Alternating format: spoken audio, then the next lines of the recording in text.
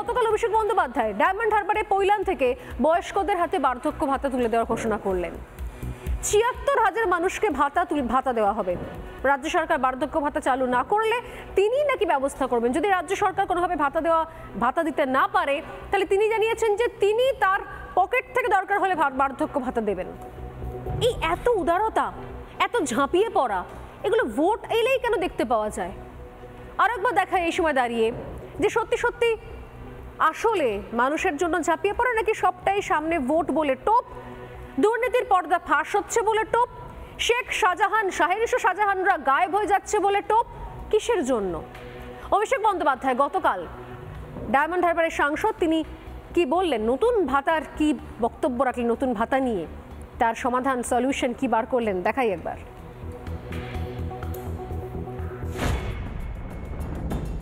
আজকে আমরা শুরু করলাম ৮, ৯, ১০-এর মধ্যে ৭৬,১২০ জন লোক সরাসরি আপনাদের ব্যাংক অ্যাকাউন্টে বার্ধক্য ভাতার টাকা পেয়ে যাবেন।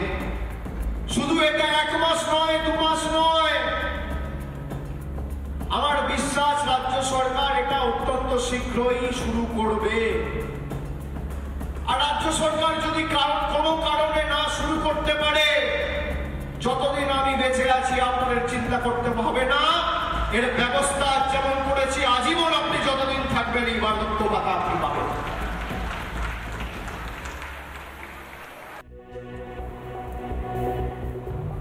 আচ্ছা, ৭৬,১২০ জনকে প্রতি মাসে ১,০০০ টাকা করে দিলে সেই অঙ্কটা কোথায় গিয়ে দাঁড়ায়? সেই অঙ্ক গিয়ে দাঁড়ায় বছরে প্রায় ৯১,৩৪,০০,০০০ টাকা। এই টাকা আসবে কোত্থেকে? এই ইতিমধ্যেই আয়কর বিভাগের চিঠি দিয়েছেন আয়কর বিভাগের বিরোধী দলনেতা শুভেন্দু অধিকারী, এবং গোটা ঘটনার তদন্তেরও দাবি করেছেন তিনি। শুভেন্দু কি বলছেন এই বিষয়ে দেখাবো।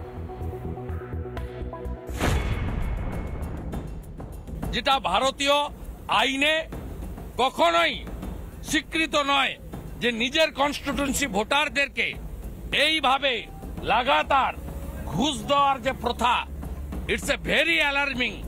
এর এগেনস্টে যা যা পদ্ধতি অনুযায়ী করার লিডার অব অপোজিশন হিসেবে আমি করব, আই ডু।